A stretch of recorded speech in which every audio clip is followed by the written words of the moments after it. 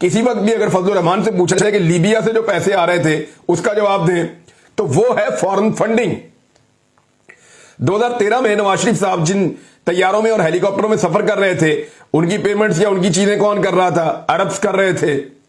वो है foreign funding. उसका जवाब दें।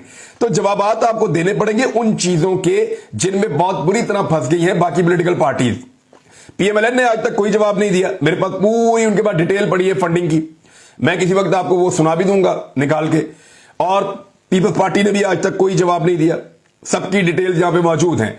अब इमरान खान साहब तो इसमें से निकल गए हैं काफी हद तक, बाकी वो इसको चैलेंज करेंगे। अभी एक लंबा प्रोसीजर है, पहले इलेक्शन कमीशन के अंदर फिर जाएगा, वहां लंबा चलेगा, फिर ये हाई कोर्ट्स के अंदर जाएगा, वहां लंबा चलेगा, फिर ये सुप्रीम कोर्ट के अंदर जाएगा, वहां लंबा चलेगा।